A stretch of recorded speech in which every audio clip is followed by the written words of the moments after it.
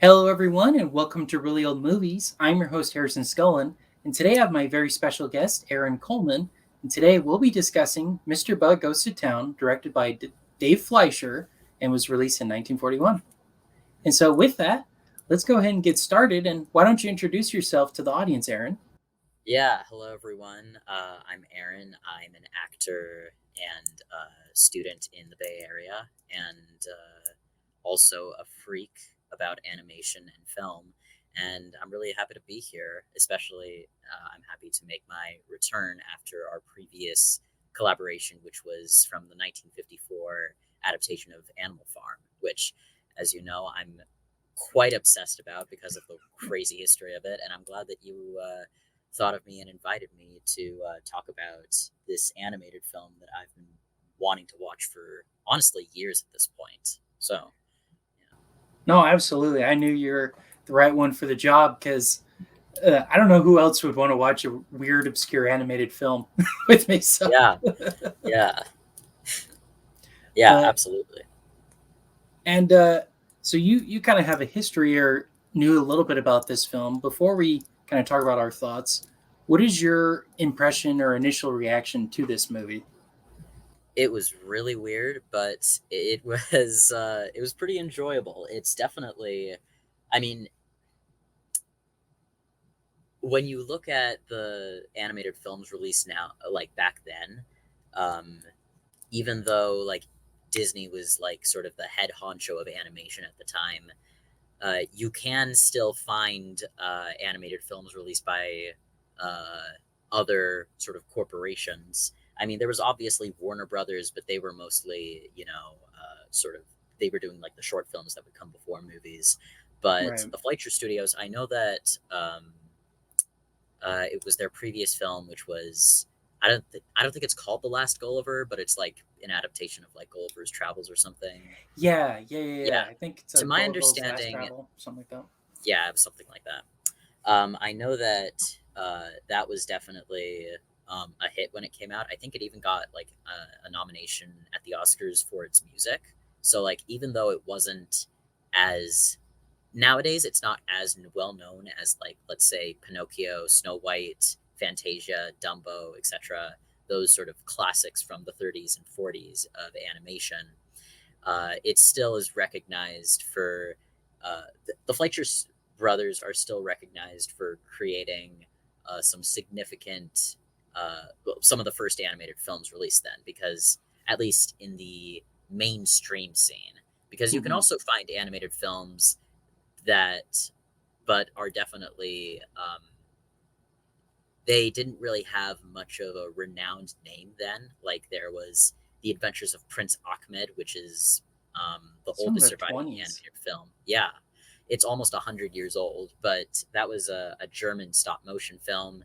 There was Le Roman de Renard. I'm butchering the name, but it was essentially um, it was debatably like the first stop motion animated film besides like technically there was the Adventures of Prince Ahmed, but that was using paper cutouts.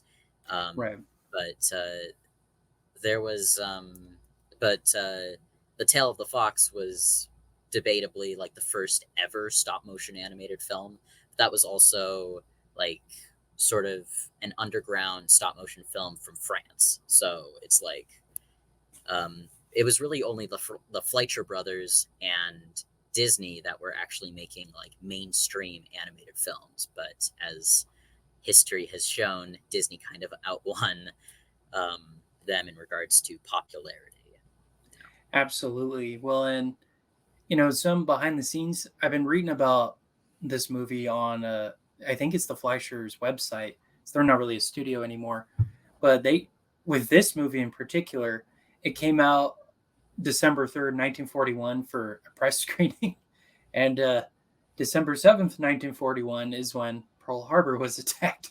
Yeah, yeah, So yeah. So many animated films just got screwed over by the war, unfortunately. So yeah, yeah, no, absolutely, and this yeah. one was no exception. And some historians say that wasn't the only reason why it flopped or anything like that. I don't know. I think that that would make the most sense to me. I mean, you don't have the wide audience like with even Disney struggled in this era, like you were saying.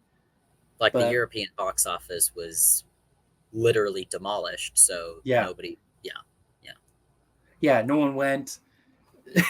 No one would have gone to Germany or anywhere like that. So yeah. it's kind of sad because I mean, we'll talk more about the movie later, but I wonder what would have happened if this movie was a financial success. Like, would Disney have had more competition back then versus like now? There's hundreds of animated movies made a year, so it's an interesting thing I've thought about with this. Hmm. Because as well, we'll talk about it more later, but uh, you can tell that there were a lot of really skilled animators working with the Fleischer brothers, both with Gulliver's Travels and with Mr. Bug Goes to Town. You know, Absolutely, and even with their shorts, I mean, I don't know if you've seen the Superman ones or not. They're excellently animated. yeah. I know the Fleischers did the Popeye cartoons, right? Yes, they did Yeah, Popeye, Betty yeah. I Boop. was a huge Popeye kid. I was a huge Popeye kid. Yeah, I love Popeye as well. He's yeah. great. Mhm. So, but just all actually speaking of that, it's because of the failure of this movie that the Fleischers got ousted by Paramount, Mm, and then it became Famous Studios, and then just the quality of animation went down after that. But yeah, it's kind of sad. yeah. Let's go ahead and get into our thoughts on the plot. What are your thoughts on the plot on a scale of 1 to 5? I will say when I was watching the movie, I felt like a lot of it probably influenced the Pixar film A Bug's Life. Just Yeah. right. That's both like with sort of the plot and also the animation, which we'll delve into later. But no, I think the perspective was definitely interesting because um, like I can't really. It probably was one of the first um, animated films, maybe if not the first, to have that sort of perspective of having a largely anthropomorphic cast, and then that also lives uh, in uh, the same world as humans do. Hmm. Because I mean, you can't really think of a whole lot of animated films from then, like maybe Bambi, but even at that, you don't ever see the humans. So that I Right. feel like that concept wouldn't be developed until much later in regards to animation.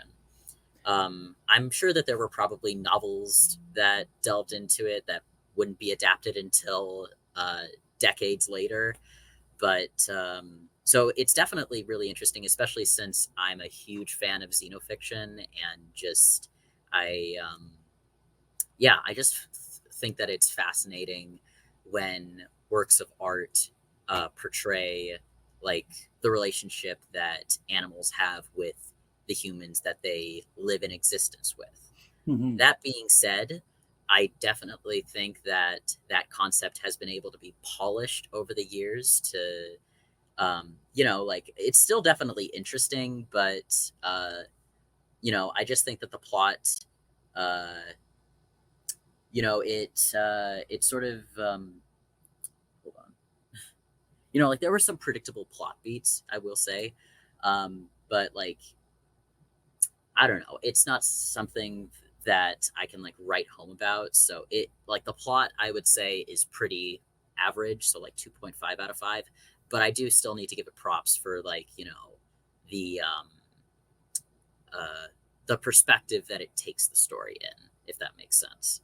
What Hmm. I guess overall what I'm saying is that we'll get to this later, but there are other elements that I think are able to carry the movie on more than just like the story. You know, Right.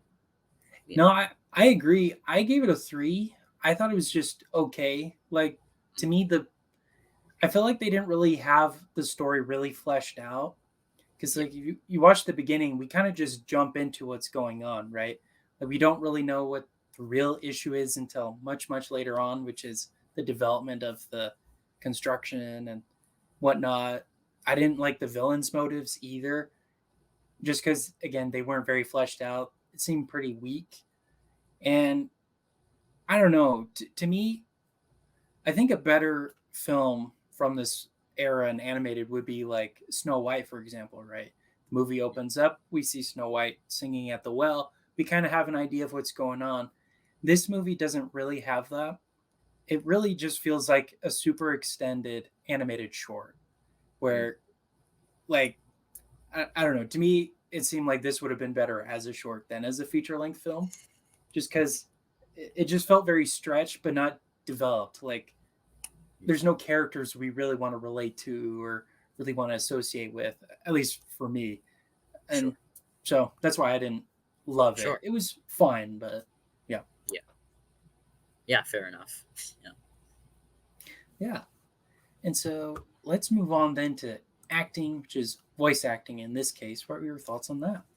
Yeah, I thought that it wasn't too shabby. Like, I don't think it was. I don't think it was at the level of like Disney voice acting at the time, because like but the voice actors for because I feel like the art of voice acting was still in its early stages of developing. So I totally get that. Um, but like for instance, I felt like some of the voice actors, like Jack Mercer as Mr. Bumble, they didn't quite hit like the um, uh, cathartic or emotional beats that they were supposed to. Maybe Mm-hmm. um, I also felt like the voice actor for Swat the Fly was just so grating on the ears. They were trying to go for something, but I don't think they were able to really um, just swing and a miss with what they were trying to do. But like it's like the voice actors did what they could. Like Hoppity's voice is like warm and charming and endearing enough.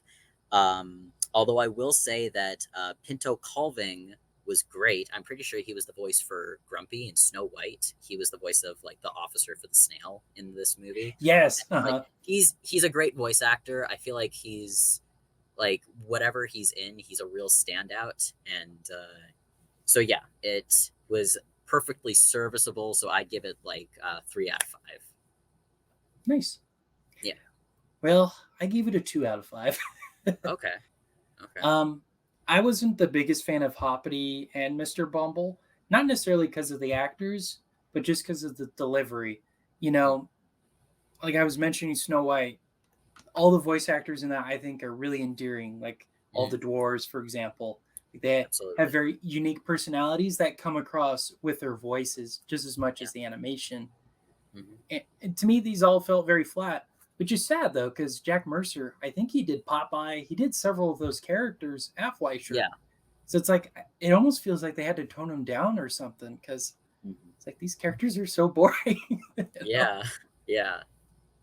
And but I did like Pinto Colving. I think he was also the original Goofy voice. I want to say, Yeah. but I think the snail was definitely the best of them.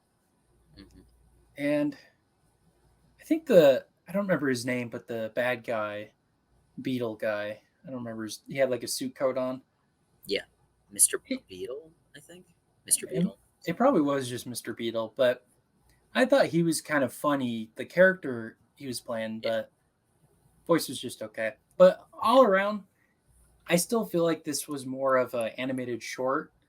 But Mm. even like Looney Tunes at this time had way better dynamic, and that was just Mel Blanc. It's just one person. Yeah. So I don't know. I think the effort they put into this movie, which we'll talk later, was more in the animation than it was in the voice acting and the plot development. Right. So with that, let's talk about directing.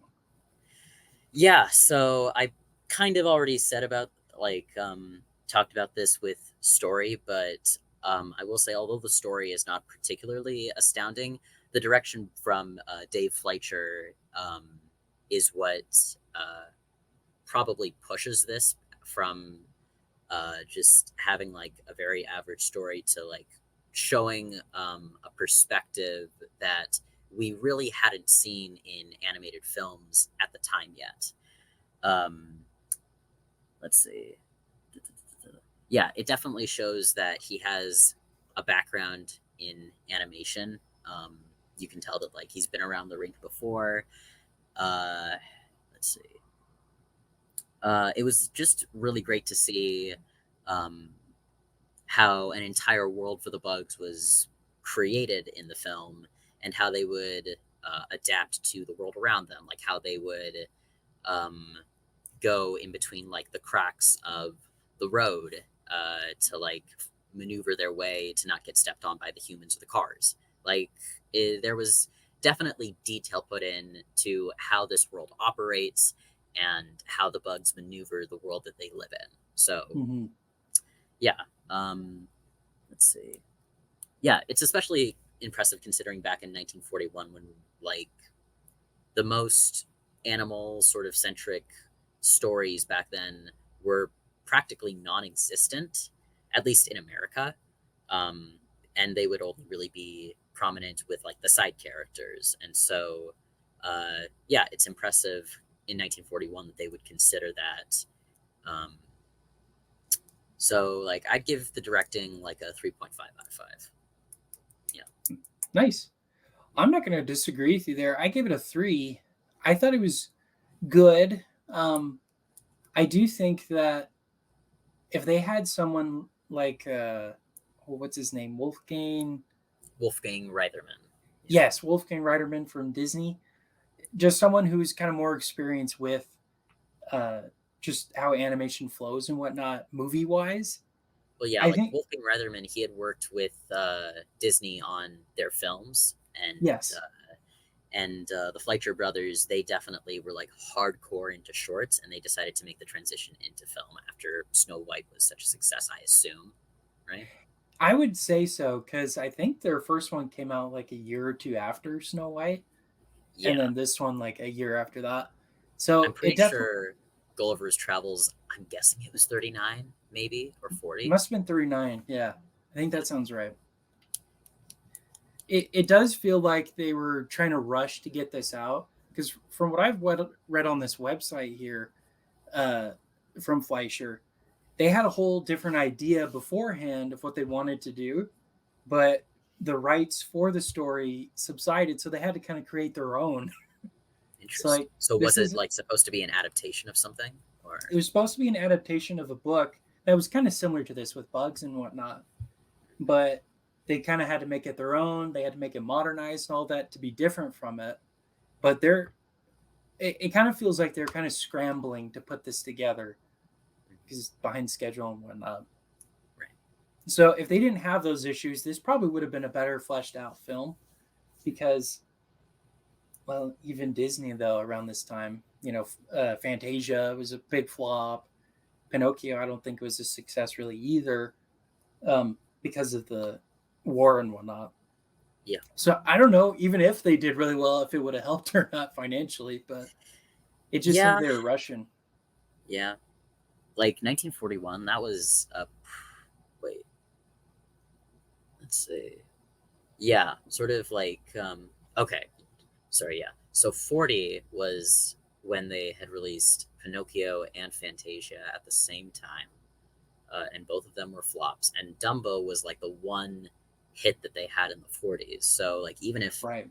like it's questionable even if the war even wasn't going on, like considering that Disney had the bigger name, and like Dumbo was their biggest hit of that decade. Like, yeah, it's an interesting what if sort of thing to think about. So Yeah. And but anyways, all that was just a long way of me saying I think it was just okay, not great. yeah, okay, fair enough. All right. So let's move on to cinematography, special effects, or in this case, animation. Your Yeah, thoughts I on that? think both you and I can agree that this is probably the strongest element of the film. Yeah, there's great expressive character animation. One thing that like I still think about, I like the way that they draw Hoppity when he transitions from walking to like running, and how he kind of like melds into like how an actual grasshopper jumps. Like Yeah. that's great character animation. Yeah, there's highly detailed backgrounds, great use of the classic frick. What's the like technique to give the illusion of like dimensions. It was used by the Disney Oh, studio. Um, yes. for some Ah, reason, I can't think of the exact name, but it's like the background is on one layer, and then there's like all of these different backgrounds. And because the um, uh, 2D animation style of the time was still developing, they didn't want it hmm. to look like super flat. So what they would do was add those layers to give the illusion to the viewer that there was like depth to the cells. So Yeah. yeah, No, that was really cool. I agree. From the website, they had a picture of how they kind of did some of the techniques with the city landscape, and it looks like they had like an actual almost 3D model, and that they panned it down to the actual cell animation. It's really cool. A little yeah, different from Disney's, but still very cool. yeah. It's yeah. So it's great to see. I'm pretty sure it was with Disney's animated short, The Old Mill, that they used that technique first to test it out, and then they Yes. I'm pretty sure it was used for Snow White. I'm pretty sure, although I could be wrong. I mean, I wouldn't be surprised. It would make sense if they used it. But I know it was most definitely used for Pinocchio and then on. Yeah. Um, like the one element that uh, could have been improved upon was sometimes the character designs don't always look very appealing, but like it doesn't distract from the overall experience too much. And the work done by the Fleischer brothers is very impressive. So yeah, Nice. yeah. I gave it a 5 out of 5. You gave it a 5 as well, right? 4.5 out of 5. But 4.5. yeah, Okay, yeah. Well, yeah, I agree. This is the highlight of the film. Um, but I do agree with your point about how sometimes the characters weren't super appealing. Because if you think about like Dumbo, for example, he's a cute little elephant, right? Or even mm, the mouse in that movie. But in this, they're bugs, right? They're as cute as you can make them be. yeah, yeah, fair enough. Yeah, But I do think that could have been improved just a little bit. But I love the animation. I even love the animation of the humans. They used a lot of yeah, rotoscoping. It was really cool. yes, that was. Oh yeah, look at that. My note said great use of rotoscoping. Like Yes. yeah, you didn't. I mean, they used probably similar techniques for Snow White or something at the Disney studio, but like that's more of like probably not like what they do in Mr. Bug, where they probably like filmed humans and then they just sort of draw it over it. That technique is has I associate that technique with the films of Ralph Bakshi, Yes. and Yes. He did that a lot too. yeah, and he used that a lot for to kind of give like an unsettling look, but also because like he had like a penny pinching budget. But yeah, so it's like really cool to see that technique used for humans. Although, like back in the 40s, I do know that I think they used a similar technique in Pinocchio for the carriage that um, like for the puppeteer, like when it's Hmm. being uh, like they filmed that and then they had their animators draw over it. So it was rotoscoping, except not for humans. So no, but it's cool because I don't really see rotoscoping from like back then that much because No. Hmm. I don't know. I think we kind of associated it with like more development in technology. So it's just really cool to see the way that that's used like back in the 40s. And it was a good choice to have that reserved for the humans and then using the more cartoony stylized animation for the bugs. So No. Absolutely. And I think even in Gulliver's Travel or whatever it's called, they use that too. Because I think Gulliver is a rotoscope character altogether. mm, So I think I love them when Fleischer did do that. I think it is really cool.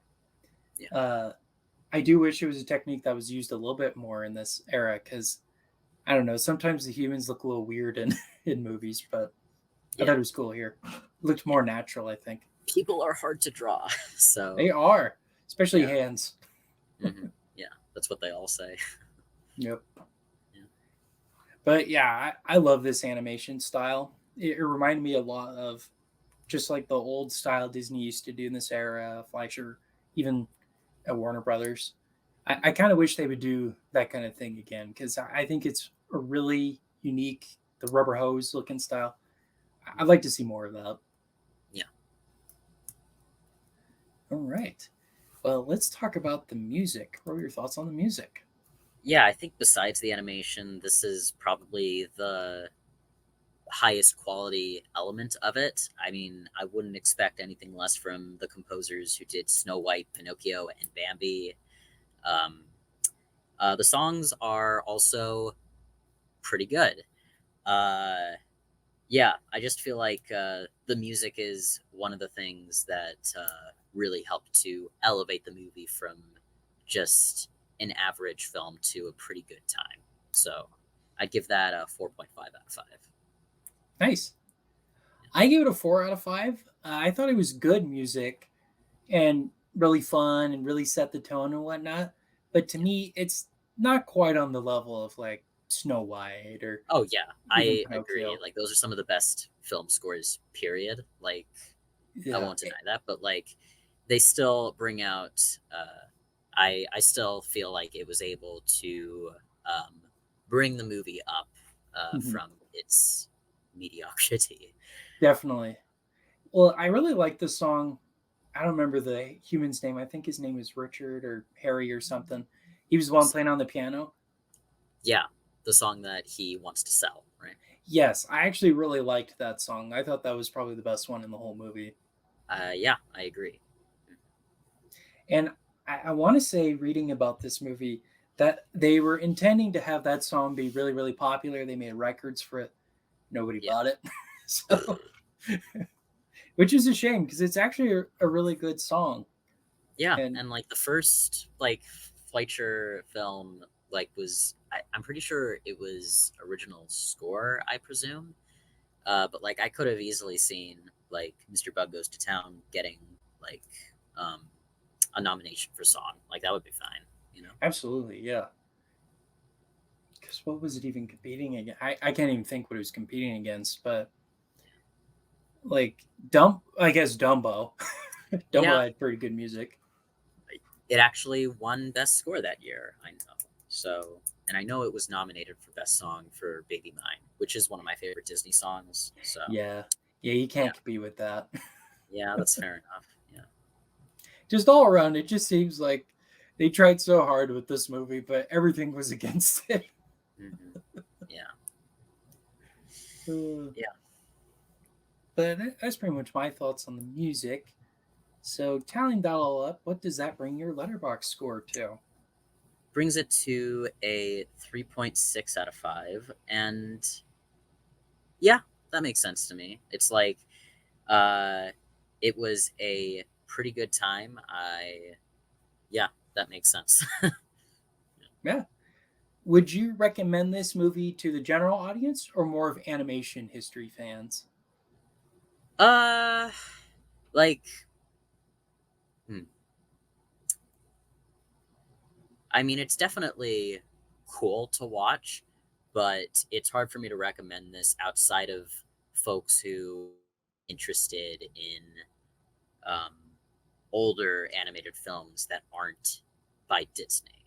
You know, Right. I mean, I can see someone like maybe stumbling upon this and having a decent enough time, but they might just think this is a really weird movie. I'm gonna move on with my life.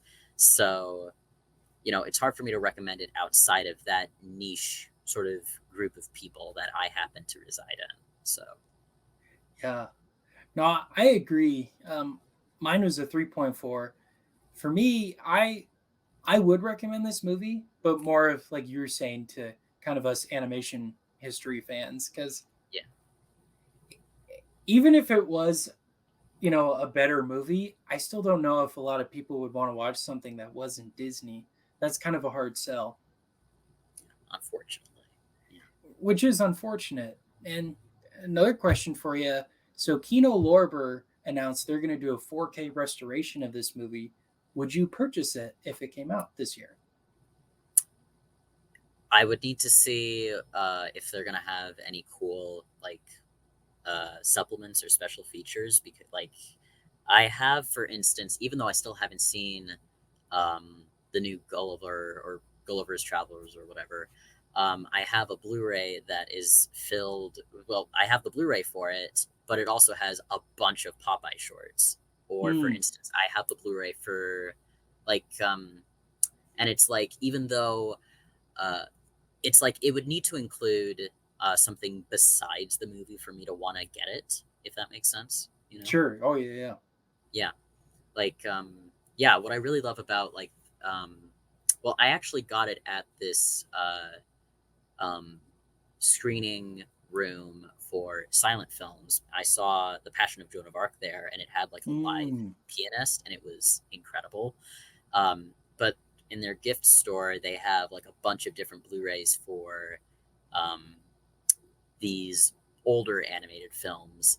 So, and so for the Blu-ray they had of The Adventures of Prince Ahmed, it included like the essentials of Lot Reiner's previous animated films that she oh made, wow. like sort of the essentials, and I can't wait to binge all of that stuff. And I definitely like Adventures of Prince Ahmed much more than Mr. Bug Goes to Town. But the point that I'm trying to make is like, if you're gonna um, create a Blu-ray for something that old, I like it would be really great and like fascinating if you're gonna create a Blu-ray for something that old and that has such layered history to it and is really fascinating to get into if you're into animation. I feel like it's a disservice to not include supplements that are as interesting as the history preceding it. Yeah. No, absolutely. Yeah, I would agree with that. I So actually the answer is maybe. uh, so the answer is um, uh, a tentative yes, but I would need to know more about like what the Blu-ray is going to entail. So Yeah. Well, the bummer about it was it was supposed to come out earlier this month in May at the time of this recording, and there have been no news about it since December of last year. oof. That kind of reminds me of when the BFI was announcing they were going to release a 4K box set for the like 40th or 45th anniversary of Watership Down, and then they just canceled it. Yeah. That broke Oh. my heart so Oh, much. I bet. Yeah, it's I still like, haven't seen that. yeah, man, you got to make time for that. I know. I have it on VHS. You, damn, that takes that's quite the trip. Yep. Yeah, but it's also you can find it on streaming on a lot of places. It's also like on YouTube. You could probably find it. Yeah, I'm sure I think it's on HBO Max or Max now. Yeah. yeah, ooh, Yeah. yeah, But no, I agree. I would want them to do behind the scenes details and like more history of this movie for me yeah. to really want to buy it. But I actually Perhaps did, audio commentary with an animation historian. Like, yeah, like a Jerry Beck or somebody like that. That'd be awesome. yeah, Because I wrote an email to Kino Lorber. I said, "Hey, what's what's the deal? What's happening with this?" I haven't heard yeah, back yet, but I would like to have them yeah. do something like this so that more people can learn about it. It's very, very unknown. It's very obscure. Unless you're like us. So, Right, exactly. and you said it was going to be a 4K release. Yeah, it's a new scan Because of it. that is a movie that I would love to see in 4K. Like, Yes, yeah, the absolutely. one I It's saw online beautiful. was still very good quality, but like a good restoration would do this movie so good. So Absolutely. No, yeah. absolutely. I think it's from the original negative too, I want to say, or ones they Ooh, found. okay, okay. Yeah, they're going all out. So I really, really hope it comes out. So Yeah. I think it'd be really cool. Hmm. All right. Well, those are our thoughts overall on Mr. Bug Goes to Town. Any last thoughts you want to say about it before we close? I think we basically covered everything. Yeah, I'm satisfied. Yeah. All right. Well, and then before we go, why don't you kind of uh, plug in your channel or anything you got going on? Yeah, I mean, you can find me on YouTube at the Awkward Actor, but I don't really post stuff on there besides like audition videos, and even at that, those are privated for obvious reasons. But you know, you can follow me if you want to. I'm much more active on Instagram. You can find me at a chaotic mortal. But as of the time this is releasing, I am 1 month away from opening the SpongeBob musical at Theater in the Mountains in Los Gatos. It's in the Los Gatos, Santa Cruz area. So look up SpongeBob musical at Theater in the Mountains and get tickets. It's going to be in an outdoor amphitheater. It's going to be sick. It's going to be fun. And I can promise you, you won't regret it. So, Nice. yeah. Well, make sure to check all that stuff out, guys. Really, really cool stuff, and I look forward to hearing how the SpongeBob musical goes. That's really awesome. Yeah. All right. And so, thank you again for coming on and talking about this movie. Like I said, I don't know anyone else who'd be willing to, so thanks. Yeah. So, with that, make sure to follow me on Instagram and Facebook at Really Old Movies, where I talk about details about the week's particular film. New podcasts are released Saturdays at 8 p.m. Pacific Standard on Apple Podcasts, Spotify, Amazon Music, and video versions on YouTube and Rumble Mondays at 7 p.m. And with that, this has been Really Old Movies. I'm your host, Harrison Scullin. This is my special guest, Aaron. Take care, everyone.